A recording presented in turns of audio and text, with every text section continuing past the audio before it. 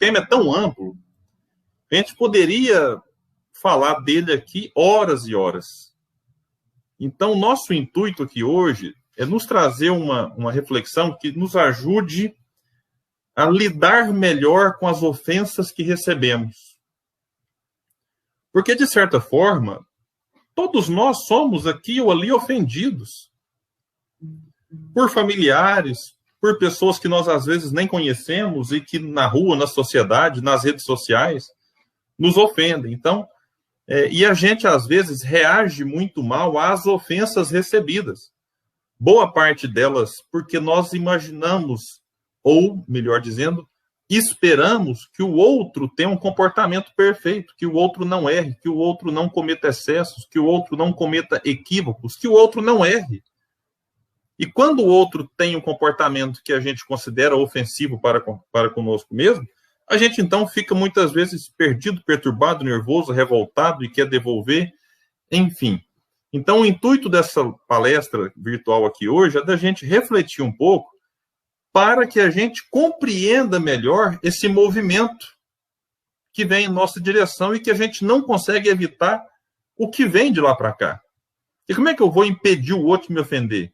Claro que alguns comportamentos nossos podem incentivar a ofensa. Podem.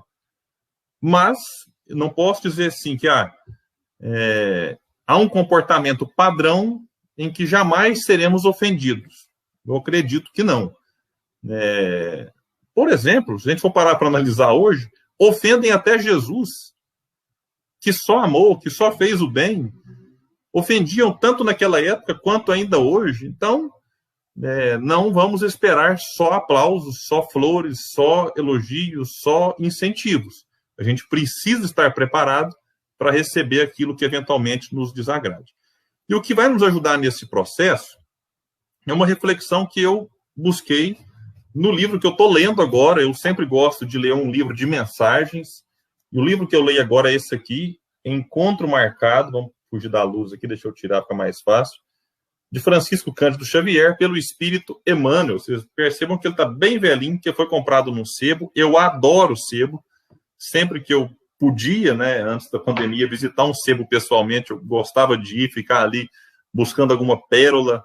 Além da gente reutilizar um livro que não seria mais usado, a gente ainda consegue fazer umas economias importantes nessa época também, e sempre. E aqui está cheio de marcação, não sei se vocês repararam. Por quê? Porque eu vou lendo, falou para isso aqui dar uma palestra. Não, isso aqui dá um café com espiritismo, que eu sou um dos participantes. Não, isso aqui vai dar uma reflexão para um artigo. Então eu vou separando aqui com marca-páginas e vou avançando. E li ontem esse capítulo chamado Perante Ofensas. E o Gustavo me pediu o tema. Eu falei, Gustavo, vamos falar sobre isso? Vamos. E eu vou ler alguns trechos fazendo pausas para a gente refletir a respeito. Vai dizer, então, o benfeitor Emmanuel. Reportando-nos às ofensas que, porventura, nos conturbem a caminhada, porque às vezes a pessoa pode nos ofender e nem nos conturbar a caminhada. A gente olha e passa. A gente olha e deixa para lá a ofensa. Mas vamos nos reportar em específico a estas que vão nos incomodar, que vão nos conturbar de alguma forma. Vai dizer, então, Emmanuel, recordemos os tesouros de orientação e discernimento que nos felicitam a alma. Deixa eu tirar essa iluminação aqui, ela está pegando bem no meu óculos, às vezes pode... Vamos ver se vai adiantar, mas eu acho que não vai adiantar muito, não. Mas tá bom. E aí, recordemos os tesouros. A palavra tesouro é um negócio curioso. Se a gente for olhar na história da humanidade, as pessoas iam longe atrás de um tesouro. Tem ali a questão dos mapas com a marcação de um tesouro e tal. Então, faz parte meio que até do folclore assim, e isso existiu realmente. Pessoas viajar e desbravar mato e mergulhar em rio atrás de diamante, atrás de ouro, atrás disso e daquilo. Porque a pessoa, de certa forma, ela estava em busca de um tesouro material para lhe dar um conforto, para lhe dar uma maior tranquilidade na vida. E aqui, Emmanuel vai comparar aquilo que a gente recebe ao longo da vida de orientação e discernimento a tesouros, mas tesouros que nos felicitam não mais o corpo, mas tesouros que nos felicitam a alma. E ele vai dizer: compete-nos a obrigação de reconhecer que nós, vejamos isso, os espíritos encarnados e desencarnados, ou seja, todos nós, que hoje nos devotamos ao Evangelho explicado pela codificação kardeciana. Então ele vai chamar atenção para nós, os espíritas encarnados, como eu, como vocês que estão aqui nesse momento nos assistindo, nos ouvindo, e também os espíritas desencarnados, claro. Se a gente desencarnar aqui agora, né, não durante a live, né, vamos esperar um pouquinho, né, gente? A gente vai desencarnar com esse conhecimento, com essa bagagem que a codificação kardeciana nos traz. Então ele fala que a gente precisa reconhecer que nós guardamos elucidações em torno das realidades essenciais da vida e do universo. Guardamos ou não guardamos? Guardamos. E quando fala essenciais, né, é interessante, porque nessa pandemia, essa discussão do que é essencial, não, todo trabalho é essencial, não, mas esse aqui é mais essencial que o outro, porque você não consegue viver sem esse, e faz sentido. Ah, mas isso aqui é essencial para quem trabalha, porque é o ganha-pão dele. Ah, também faz sentido. Mas é claro, há critérios aí, né, para que a sociedade não pare de todo daquilo que é muito essencial, extremamente essencial, como, por exemplo, aqui eu presto até uma homenagem aos profissionais da saúde. Né, esses que estão lidando na linha de frente com a Covid, eles são extremamente essenciais e colocam em risco a própria vida para, né, salvar pessoas. Então é importante. Então aqui ele vai falar, olha, nós, os espíritas, guardamos elucidações em torno das realidades essenciais da vida do universo, em grau de esclarecimento e convicção, que a maioria dos profitentes de muitas das escolas religiosas da Terra estão longe de alcançar. Ele quer dizer assim, olha, nós, os espíritas, estamos com um grau de esclarecimento e convicção nas mãos maior, esse grau maior, do que colegas nossos de outras religiões. E será que é verdade, William? Eu sei que quando a gente fala assim, dá até medo, né? Fala, nossa, então eu nem quero aprender mais, nem quero buscar mais conhecimento, não quero ler mais livro espírita, que é não para ter mais conhecimento, mas é preciso. A gente precisa também buscar o conhecimento, buscar o esclarecimento espírita, até para que a gente consiga ter o discernimento mais amplo do que é certo e do que é errado. E nesse discernimento, escolher o que é certo e não o que é errado. E fazendo essas escolhas, sofreremos menos. E sofrendo menos, a vida fica mais leve. E aí eu pergunto de novo, queremos ou não queremos ter conhecimento espírita? Queremos. Então, um dia uma pessoa falou, William, credo, não quero mais conhecer. Eu falei, mas não é mais a questão de querer conhecer ou não. A gente precisa e nos faz bem.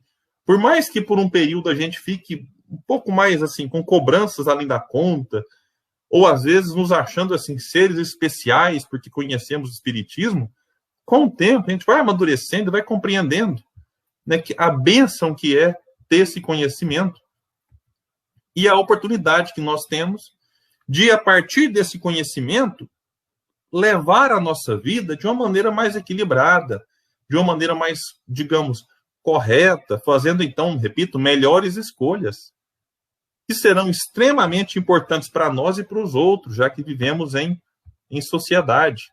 Então, meus amigos, Emmanuel vai nos falar o seguinte, a respeito desses conhecimentos que nós temos. Diz ele, conhecemos, vejam isso, raciocinadamente. 2 pontos. Aqui ele vai elencar agora o que é que nós conhecemos. Mas antes de fazer essas citações, essa palavrinha aqui, raciocinadamente, é importante. Porque não é assim, conhecemos porque alguém me mandou conhecer ou porque alguém me mandou acreditar. Não. Não é uma fé cega, é uma fé raciocinada. Não é uma fé e nem um conhecimento de quem acredita sem analisar, sem refletir, sem pesquisar, sem estudar. Até porque, se a gente faz isso sem analisar, refletir, pesquisar e estudar, não é conhecimento, é simplesmente fé cega. Então, eu não conheço. Ou apenas acredito sem questionar. E aí é fé cega, não é fé raciocinada. O que nós conhecemos, então, raciocinadamente? Vai dizer Emmanuel. A vida além da morte. Opa! Esse aqui é um ponto, e é o primeiro que ele nos traz. Porque não é mais agora, gente, eu acredito na vida após a morte. É eu conheço a respeito dela. Eu sei que a vida continua. Não é mais assim, eu ouvi dizer que a vida continua. Ou um líder religioso mandou eu acreditar e eu preciso assim crer sem questionar. Não, nós podemos e até devemos questionar sempre. Mas o Espiritismo, ele não vem só falar da imortalidade da alma, ele vem provar que a alma é imortal. Ele vem provar que a vida continua.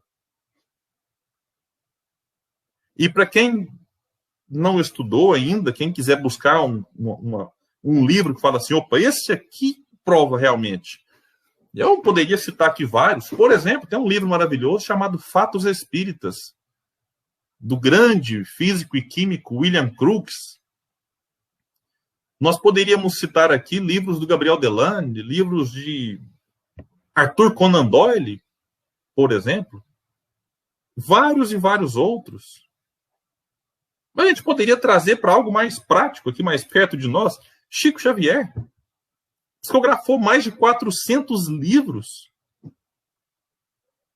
trazendo mensagens que ele não fazia ideia. Às vezes, era assim, gente, tinha mensagem que o Chico psicografava, vamos supor, mandava para Maria. Aí a Maria recebia aquela mensagem e falava assim, poxa, né, tem coisa aqui que eu até acredito, mas o Espírito falou alguns nomes aqui que eu não conheço. E aí a Maria chegava na casa dela e encontrava com o avô.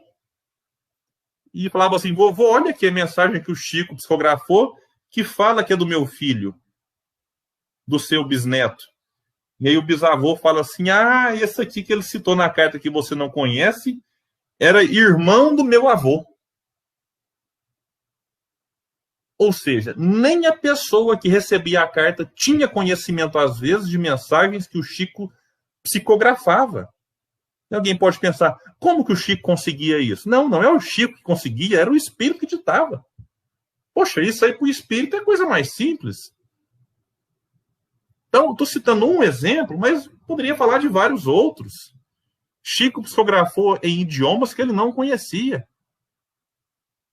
Assim como diversos outros médiuns. O conteúdo que o Chico colocou em Parnaso Além Túmulo, psicografado, por exemplo, o pessoal ficou numa saia justa, falou, como é que pode alguém receber poemas como esses?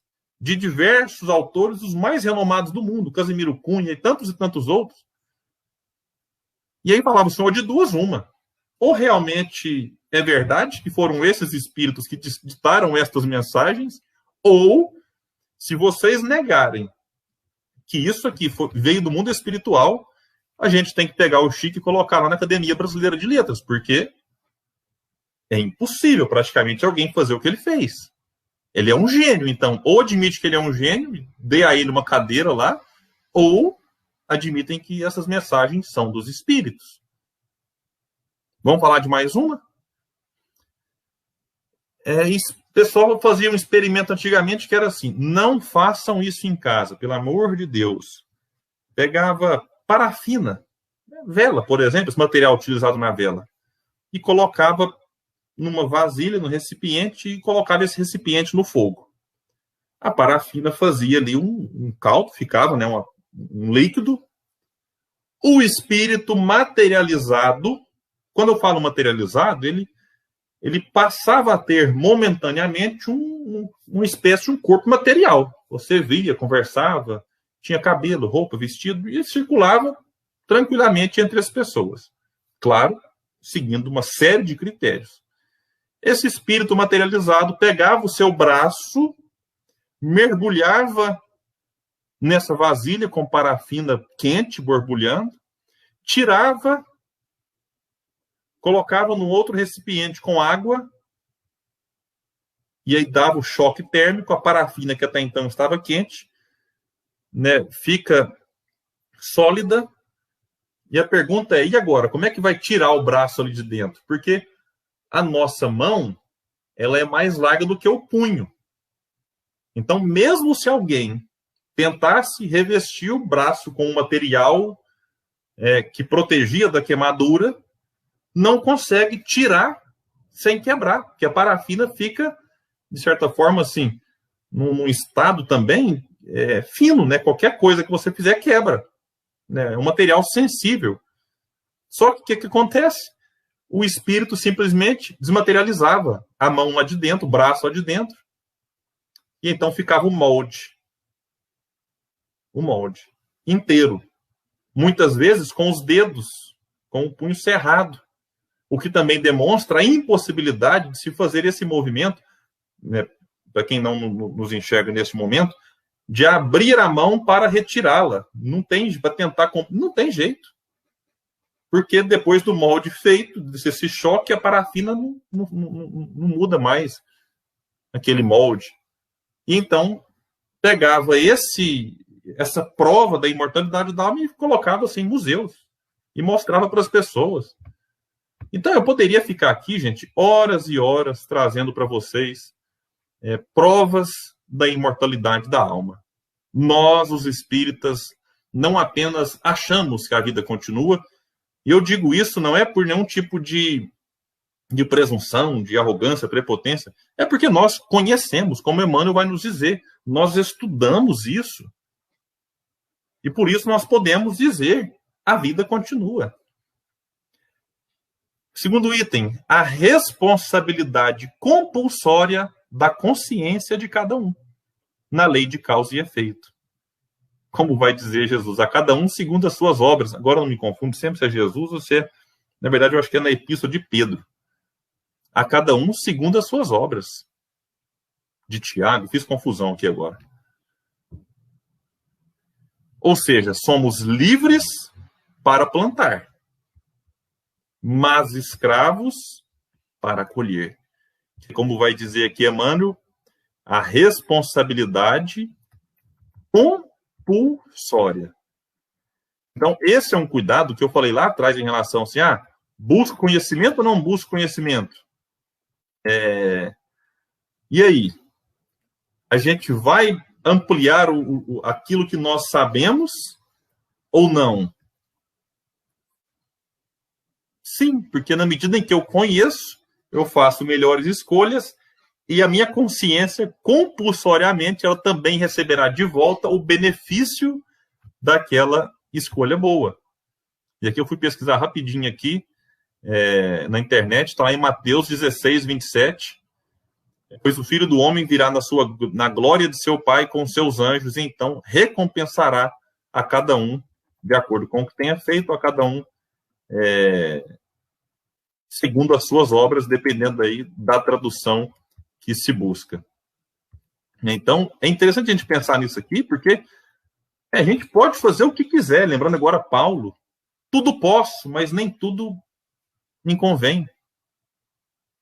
Nem tudo me é lícito, ou seja, eu posso fazer tudo, mas tudo que eu faço vai ter consequência. Esse é um ponto que Emmanuel vai nos chamar a atenção aqui, e nós espíritas conhecemos sobre isso. Por quê? Porque os próprios espíritos voltam do mundo espiritual e nos falam daquilo que eles experimentam, depois de terem feito coisas boas e terem feito coisas ruins. E é claro que nem todo mundo que está encarnado é só bondade, nem todo mundo é só maldade. Então, há uma balança, de certa forma, na nossa consciência, simbólica, obviamente, que vai pesando o bem que eu faço, o mal que eu faço, e depois cada um que se acerta com ela. Mas isso aqui ele é um fato, né, comprovado, nesse caso, falado pelos espíritos de acordo com a própria experiência deles. E o terceiro ponto tem a ver com isso que eu acabei de falar. O intercâmbio do mundo espiritual com o mundo físico. Nós conhecemos isso. Espíritos que voltam a experiência. Espíritos que retornam para nos dizer, né, como foi a experiência deles, a passagem deles. Espíritos que voltam do mundo espiritual e participam das reuniões mediúnicas, ditam mensagens, psicografam livros para nos consolar, para nos esclarecer, para nos alertar. Olha, toma cuidado. Um quarto ponto trazido por Emmanuel que nós conhecemos é sobre a reencarnação. Gente, reencarnação que muda. Eu falava hoje com um amigo, gente, conhecer a reencarnação é extraordinário. Porque eu começo a perceber que, às vezes, pegando até a questão da ofensa agora, mais diretamente a esse assunto, que aquela pessoa que às vezes me ofende hoje, eu não sei qual que é a minha história de vida com essa pessoa. Eu não quero dizer, meus amigos, né, de que a lei de causa e efeito funciona como se fosse uma matemática. Eu te ofendi na outra encarnação, agora você vem nessa para me ofender. Não é nesse sentido, pelo amor de Deus. Pode ser? Pode. Mas a ofensa que o outro me faz não tem a ver com a ofensa que eu fiz com ele, mas tem a ver com uma dificuldade de convivência que atravessa encarnações. A gente vem, talvez, com encarnações de muito conflito, de muito desajuste, mesmo em família ou fora dela. E quando reencarna, não é que ele me ofendeu na outra, agora eu vou ofendê-lo, mas é que a gente reencarna com dificuldade de compreender o outro, de conviver com o outro, e nessa dificuldade, ofensa vai e pode ser que ofensa venha. Eu não quero dizer que com isso a gente deva normalizar a ofensa e dizer assim, é desse jeito mesmo, então vamos continuar ofendendo. Não, isso aqui é só para a gente pensar e colocar um elemento a mais. Quando a gente recebe ofensas contínuas de uma mesma pessoa, pode ser que essa pessoa tenha um desajuste com a gente do passado, não sei. Pode ser que não. Não quero aqui dizer que é o que não é, apenas trazer um elemento a mais para a nossa reflexão. Outro ponto colocado por Emmanuel, o quinto, o problema das provas. Provas a gente pode encarar como oportunidade também, e não de um problema em si. Quando ele fala de problema, é no termo assim, de uma dificuldade lidar com provas. Como é para um aluno que está na escola, recebe uma prova do professor, ele encara aquilo com uma distância, com um distanciamento assim, fala, nossa, se eu pudesse, eu evitava a prova. Sim, e dá vontade de sair correndo de uma pessoa que nos ofende. E tem hora que tem que fazer isso mesmo, não sair correndo, mas evitar o conflito, evitar ali alguma situação mais complicada. Mas entender que, poxa, já que eu não posso controlar o outro que me ofende, eu posso controlar a mim mesmo, que recebo a ofensa. Encarando esse evento como uma prova. Por que não? E na medida em que eu saio bem dessa prova, eu aprendo, eu cresço, eu evoluo, eu avanço. Porque provas são bênçãos, né, para o aprendizado do espírito imortal que somos. Eu sei que são bênçãos nem sempre agradáveis. Como não são agradáveis, provas que o professor aplica numa sala de aula ou na sala de aula virtual que a gente está tendo ultimamente nessa pandemia, né? O sexto elemento colocado aqui por Emmanuel, o impositivo do esquecimento de todo mal. Aí alguém pode pensar assim, mas agora eu vou esquecer a ofensa que o outro me fez? Alguns níveis, sim. Se a gente ficar alimentando aquela ofensa o resto da encarnação, é um negócio complicado, vai só nos trazer problema emocional, dificuldade de convivência. A gente, às vezes, eu sei que esquecer em si tem ofensa que não dá. Porque, às vezes, ela marca muito. Por exemplo, no seu aniversário de 15 anos, alguém te ofendeu de uma certa forma e aquilo causou um trauma. Não tem como lembrar, esquecer, porque toda vez que você lembrar do aniversário de 15 anos, você vai lembrar daquela ofensa, nossa, aquela vez que aquela pessoa me fez isso, me falou aquilo. Ou no seu casamento, aquele parente foi lá e te ofendeu. ou numa data especial, na sua formatura. Enfim, tem eventos que são marcantes e não dá para esquecer. Mas o sentido principal do esquecimento aqui colocado é assim, alguns nós esquecemos.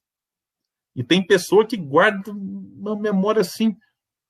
Às vezes um casal começa a brigar, e aí um vira e fala pro outro assim, mas aquela vez você falou isso para mim. Aí o outro puxa na memória e fala, não lembro. Fala, não, tem 25 anos isso. Eu lembro a data, o dia. Tá tudo bem, para quem ofendeu talvez passou, mas para quem foi ofendido, pode ter sido um evento importante, mesmo que para o ofensor não tenha sido tanto assim. Então é necessário a gente parar para prestar atenção. Será que vale a pena, além de lembrar, trazer junto com a lembrança um sentimento negativo, de raiva, de rancor, de mágoa, um ressentimento, um ódio muitas vezes? Esse aqui é o ponto. Porque a gente às vezes vai ficar só realimentando algo que já nos fez mal na época que a ofensa foi recebida. E se a gente, todo ano, por exemplo, eu citei aqui o caso de alguém que, aniversário de 15 anos, um exemplo. Aí no dia 16, no dia 17, no dia 20, no dia 70, no dia 80, está lembrando daquilo e trazendo junto com a lembrança um sentimento negativo, isso não vai fazer bem. Eu sei que não é um processo assim, agora eu vou apertar o interruptor e, esquecer. Mas, em alguns casos, é recomendável até uma terapia. Para que um terapeuta ajude a pessoa a lidar com aquele conflito, né, marcante e importante para a pessoa. A gente não pode desconsiderar a importância dos eventos que, de certa forma, nos machucam, mesmo que para os outros possam parecer aí sem importância. O 7º ponto, trazido por Emmanuel, a necessidade constante da prática do bem. Poxa, né, nós vivemos uma época de pandemia em que isso fica muito evidente. Né? O mundo clama por isso. Em todos os níveis possíveis, se eu posso fazer o bem na religião que eu professo, e através da religião, façamos. O bem através da ciência. Meus amigos, será que eu fico imaginando como deve ser difícil ser cientista numa época em que as fake news muitas vezes dominam o debate, na imprensa, inclusive, nas redes sociais. Eu fico pensando na cabeça de alguém que fica o dia inteiro, dorme pouco, às vezes abdica da convivência com a família, para ficar ali fazendo estudos e fecha daqui, costura dali, para de repente olhar na internet e tá lá o povo divulgando fake news. Eu fico pensando, meu Deus, ser missionário hoje assim, é estar no mundo da ciência e ter que lidar com fake news. Eu falo, é uma luta contra a desinformação que mata. Desinformação mata. Alguém que recebe uma informação falsa e se apropria daquilo, e às vezes por fanatismo a gente falou, eu preciso me apropriar dessa fake news, e mesmo que ela seja mentira, e a pessoa sabe que é mentira, mas aí propaga e depois tem vergonha de voltar atrás e fica insistindo naquilo e buscando argumentos falsos para validar a mentira que propagou. Enfim, combater fake news hoje é uma prática do bem. Prática do bem no mundo da política, por exemplo, né? A gente não pode menosprezar a importância da política, apesar de alguns políticos, por exemplo, sem citar nomes. Mas quando a gente vê muitas das boas medidas que seja em alguma área ou noutra, elas se dão a partir também do bem que as pessoas fazem da política e na política. Então não é só a gente olhar para o lado ruim dela. Na profissão de cada um, falei da ciência, falei dos políticos, que são pessoas que estão, certas profissões que estão em evidências no momento, mas em cada profissão é possível fazer um pouco mais em prol da sociedade. Não importa a profissão. É importante olhar e se perguntar como que eu posso fazer um pouquinho mais. Às vezes um sorriso a mais que a gente coloca por debaixo da máscara é percebido pelo outro. Então a prática constante do bem que Emmanuel nos convida, ela pode ser feita, não é só ao doar uma cesta básica para alguém, nem só dar um agasalho, dar um prato de comida. Ela se dá através de pequenos gestos. E esses pequenos gestos vão pingando aqui e ali na sociedade e vão ajudando. E assim a gente vai construindo um mundo novo. E quando eu falo construindo, porque um mundo novo, ele não será obra do acaso. A pandemia é um evento forte, importante, impactante e duro. Mas ela, por si só, não vai transformar os homens. O que vai transformar os homens é a forma como nós lidamos com ela. E, claro, a gente acaba sendo forçado, em alguns aspectos, a algumas mudanças que uma vida tranquila e serena não aconteceria. Outro elemento colocado por Emmanuel, a mediunidade com os fatos que lhes são consequentes. Agora, não é mais só a mediunidade, como já falamos, mas com as consequências da própria mediunidade. O princípio das afinidades com os imperativos da sintonização fluídica. O que é isso aqui? Quando ele fala o princípio das afinidades, dá para a gente linkar isso aqui com reencarnação.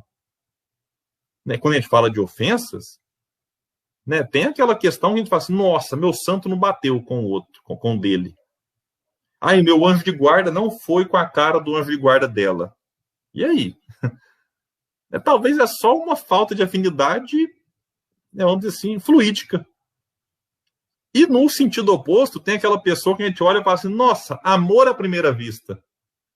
Quero casar com ela, quero casar com ele. Não, não é amor à primeira vista. Nós já nos vimos antes, e vocês já se viram antes, em outras encarnações. O que aconteceu agora foi só uma afinidade fluídica. A obsessão visível e a obsessão oculta. Claro, a gente precisa trazer o elemento obsessão para o assunto ofensa, porque quem nos ofende pode estar obsidiado. Um obsessor querendo nos afetar pode se utilizar de outro que baixou a guarda e veio nos fazer o mal. Ou pode ser que a gente esteja obsidiado para ficar tão suscetível e tão sensível a qualquer tipo de ofensa que nos é dirigida. Então, o elemento obsessor pode ser colocado aí nesse caldo todo. Outro ponto importante, o degrau evolutivo em que cada criatura se coloca.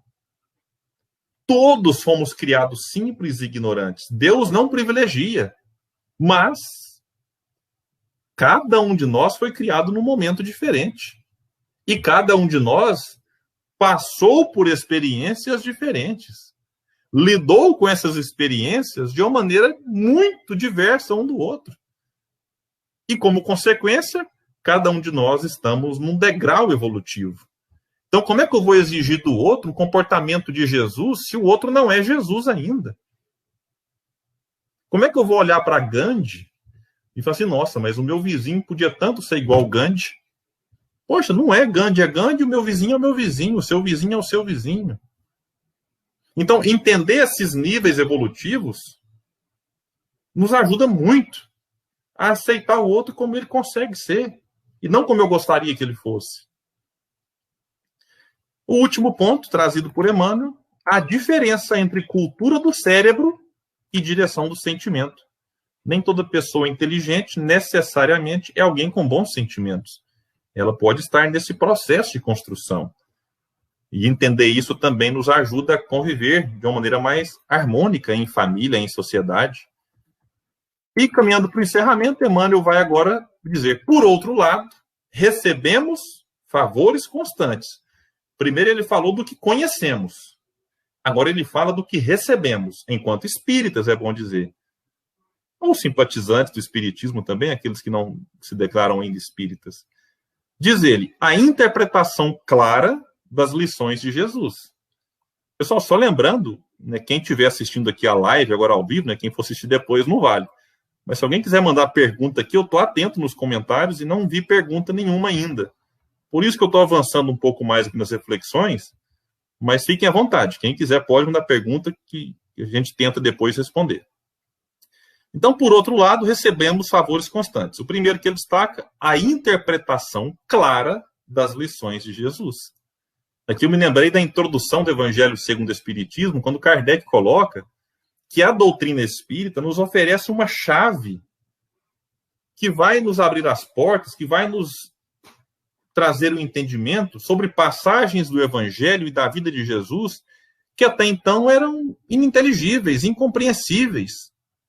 E com o Espiritismo, a gente olha e fala assim, então é isso. Quer ver um exemplo assim, de um fenômeno? Quando Jesus levita sobre as águas.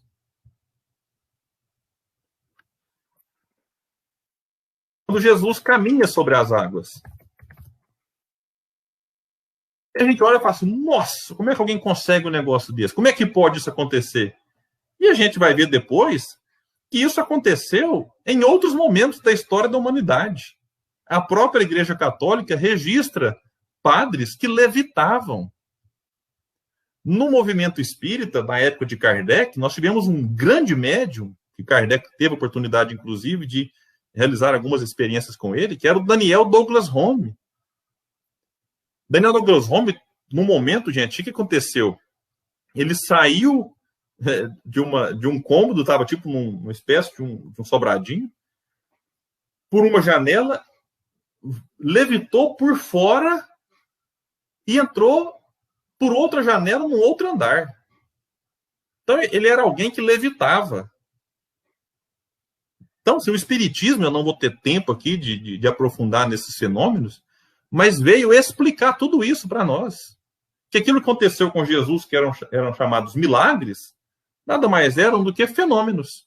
Fenômenos que aconteciam e que são naturais, ou seja, estão na natureza. Não são derrogações da lei, né? Deus vem cá agora e falou, para essa lei aqui vai ser derrogada. E aí vai lá, fulano, levita aí. Aí o fulano levita, fala, agora volta a lei como era antes. Deus não muda as suas leis. Então, são fenômenos naturais. Outro ponto, o consolo que nós recebemos e a advertência de amigos domiciliados em planos superiores. É o que nós falamos. Nós recebemos isso. Consolo e advertência. Ou são amigos diretos que conviveram com a gente, ou amigos que vêm através dos livros trazer consolo e advertência. Terceiro ponto que nós recebemos, o benefício da prece espontânea, sem o constrangimento de quaisquer preceitos convencionais. Ou seja, uma prece sem formalismo. Se alguém gosta de fazer todo um formalismo, tudo bem, mas o Espiritismo vai nos dizer, olha, não precisa. Mas essa semana um amigo me chamou e falou assim, William, mas eu só consigo fazer a prece acendendo uma vela. Falou, opa, beleza, faça a sua prece. Faça a sua prece, porque se você precisa da vela ainda, vamos respeitar essa sua vontade, essa sua necessidade. Mas no Espiritismo nós aprendemos que o que importa é o pensamento. Então, se eu estou acendendo uma vela, pensando naquilo que eu realmente estou falando, ou só pensando mesmo, a prece tem sua eficácia. Então, a eficácia não será por conta da vela. A vela pode até ser um elemento que atrai a atenção da pessoa para a oração. Um elemento que ajude a concentrar, está focado ali em algo. Mas se eu acendo a vela pensando no Big Brother, pensando no futebol, pensando nas contas, né, do boleto, pensando no cartão de crédito, acendo a vela e tal, e vou embora, a prece não teve efeito. Por culpa da vela? Não. Por culpa do pensamento que estava longe. E tudo isso o Espiritismo vem nos esclarecer. Nós recebemos essa orientação. A intervenção fraternal no socorro aos espíritos infelizes. O que é isso aqui? Caridade nos dois planos. Outro ponto, a cooperação do magnetismo sublimado. Passes, água fluidificada. Tudo isso nós recebemos no Espiritismo. E, por fim, ele vai dizer, e múltiplas expressões de auxílio que vão da palestra doutrinária, que é isso aqui que nós estamos fazendo agora, às mais elevadas demonstrações de carinho e abnegação da espiritualidade maior. Então, nós recebemos palestras, livros, podcasts, artigos, jornais, revistas, tudo e tudo mais que a gente pode receber através de orientações apoiadas em conceitos, em reflexões espíritas. Então, tudo isso vem nos ajudar. Então, vejamos. A gente falou no começo daquilo que nós conhecemos e que vai nos auxiliar a compreender melhor as ofensas. Agora nós estamos falando de algo que nós recebemos para nos tranquilizar, para nos aliviar as dores, as aflições, para nos acalmar a alma. Também para recebermos melhor as ofensas. Já que o título da palestra e do capítulo do livro que eu estou lendo, gente, eu vou dizer de novo aqui, é Encontro Marcado, discografia do Chico, ditado pelo Espírito Emmanuel, é perante as ofensas. E agora vamos fechar com Emmanuel. E, gente, isso aqui eu coloquei aqui como título do meu slide, que eu estou acompanhando aqui a leitura do texto, né? Esse final aqui é para acabar com a gente, no bom sentido, é claro, né? Porque é aquele momento que Emmanuel fala assim, vem cá, meu filho, deixa eu te falar aqui umas verdades aqui para a gente dar uma sacudida e encarar melhor as ofensas que a gente recebe. Vai nos dizer, Emmanuel, assim, depois de tudo isso que eu falei, de tudo que nós aprendemos e de tudo que nós recebemos do Espiritismo, ele vai falar, é razoável concluir assim, que se nós, os espíritas, os que sabemos tanto da verdade e recolhemos tanto amparo, vejam, os dois pontos que nós falamos até agora, sabemos tanto da verdade e recolhemos tanto amparo, ainda ofendemos a outrem sem perceber como exibir demasiada severidade perante aqueles irmãos da humanidade que nada recebem do muito que conhecemos e recebemos? O que eu estou querendo dizer aqui? Se nós, diante de tudo isso que eu falei, diante de tudo aquilo que a gente recebe, ainda ofendemos, aqui é importante ele colocar o ainda, porque a gente não vai ofender eternamente. Chega um momento que a gente amadurece e para de ofender. Mas a gente ainda ofende e cá entre nós, gente. Nós não somos puros. Não vamos criar falsa ilusão, para assim, puxa vida, o palestrante falou que eu ofendo alguém e ele não me conhece. Eu não preciso conhecer ninguém para dizer todos nós ofendemos alguém. Mesmo sem perceber. Sabe por quê? Porque somos imperfeitos. Isso. Agora, me perdoe se alguém aqui é puro. Aí, realmente, né, me perdoe mesmo. Como eu não acredito que alguém na Terra, nesse momento, seja puro, eu posso arriscar dizer, todos nós ofendemos alguém. Mesmo que a gente não perceba.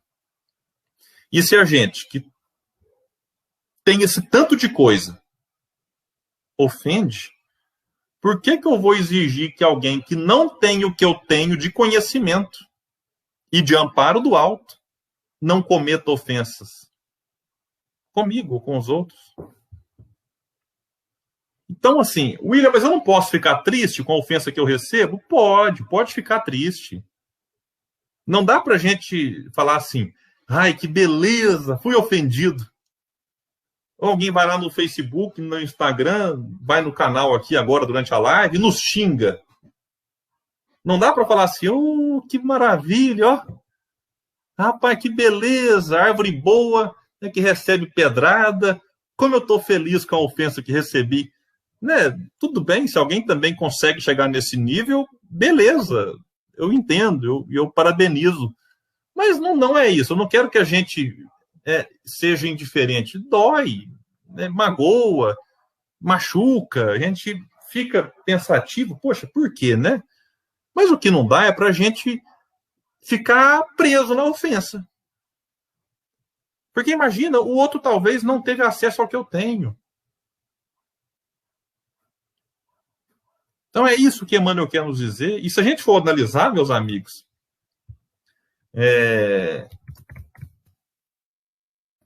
se for analisar, no próprio movimento espírita, a gente tem muitas ofensas entre os espíritas. Se eu estou falando aqui agora que é da ofensa que um espírita recebe de quem não é espírita, no movimento espírita nós vemos espíritas se ofendendo. Entenderam? Então, assim, é uma questão porque nós estamos caminhando rumo à perfeição, mesmo nós espíritas. Então, esse é um ponto que a gente precisa destacar. E para finalizar, eu já vou aqui depois, tem algumas perguntas, alguns comentários, Emmanuel vai falar agora, o último parágrafo de Emmanuel. Reflitamos nisso. Agora é um convite que ele nos faz. Reflitamos nisso. Mas e para quê, Emmanuel? Para que eu vou refletir nisso? Ele fala, reflitamos nisso e abramos o coração ao entendimento. E não é ou. Abramos o coração ao entendimento e à misericórdia. Porquanto, somente pelo cultivo da misericórdia e do entendimento é que encontraremos em nós mesmos a força do amor capaz de garantir em nós e fora de nós a construção do reino de Deus. Isso aqui é muito bonito, eu vou até reler. Reflitamos nisso e abramos o coração ao entendimento e à misericórdia, porquanto somente pelo cultivo da misericórdia e do entendimento é que encontraremos em nós mesmos a força do amor capaz de garantir em nós e fora de nós a construção do reino de Deus. E aqui só um detalhezinho, quando ele fala encontraremos, é porque esse amor já existe em nós. Né? Nós temos em germe tudo aquilo que é de Deus. E se Deus é amor, nos criou por amor e para amar, é porque nós já trazemos dentro o amor divino. E é necessário só a gente fazer o quê? O cultivo. E quando falo de cultivo, me lembra de plantação, de hortaliça. Então é necessário cultivar misericórdia e entendimento. Não é para criar o amor em nós, é para encontrá-lo. Esse é um ponto interessante que a mensagem de Emmanuel nos deixa muito forte. E aí, quando ele fala de reino do céu, garantir em nós e fora de nós, porque aí o amor encontrado dentro, ele exala para fora. E esse reino dos céus começa a ser construído aqui dentro e lá fora. Porque o mundo só vai ficar um mundo melhor quando nós formos melhores. E essa melhora nossa começa e é feita de dentro para fora. Então é isso, meus amigos. Gustavo aqui apareceu, meu irmão. Espero que seja tudo bem aí. Obrigado, viu, William? Obrigado. A gente está aqui para comentar alguma coisa depois aí também. Obrigado. Eu queria agradecer você. O William tocou aí, gente, adiante, porque vocês não veem aqui nos bastidores, mas eu fui mandando para ele. A gente está com o nosso cachorrinho aqui, adoeceu, e o veterinário está aqui, a gente vai ter que levar ele para internar e tudo, então a gente não teve como poder estar acompanhando, mas o William, gente, eu aqui ia ficar, né, que nem o pinguim de Madagascar, só acenando. O William é sempre esse presente, como a gente está vendo aqui pelo chat, né, os amigos aqui, né, trazendo tantos agradecimentos, né, pelo que você já trouxe. Eu não sei se você foi durante a transmissão e foi conseguindo, desculpa, eu não pude nem acompanhar. Não, tranquilo, irmão, que é isso. Se você foi vendo algumas perguntas aqui, que os amigos foi vendo e foi respondendo já ou não. Tem só uma aqui que eu queria comentar um detalhe, que a Maga Magalhães colocou, que às vezes vem um furacão interior que nos impede de agir com inteligência emocional. E ela pede um conselho. Bom, Maga, primeiro é a gente reconhecer isso, sabe? Porque se a gente nega esse furacão, a gente não vai saber lidar com ele. Então, o primeiro passo é, opa, o furacão existe. E se tem um dia eu fiz uma aula sobre...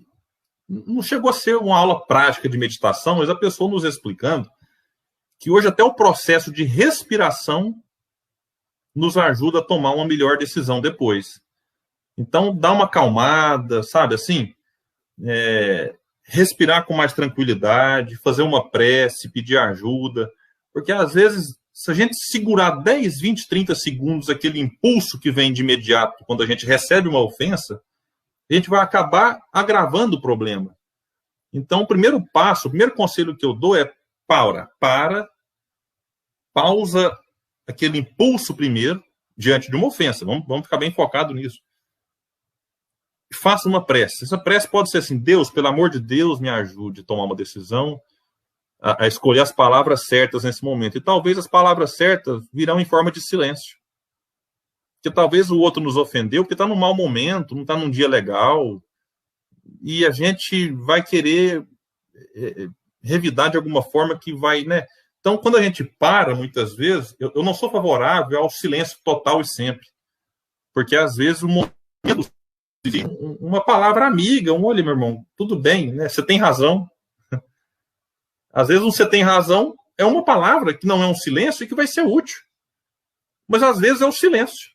Então, como é que eu vou saber o que... Então, nessa hora, eu acho que a prece, a calma, a tranquilidade e alguns minutos de meditação podem ser cruciais para não agravar um problema, um conflito existente. Então, esse é um conselho que eu dou.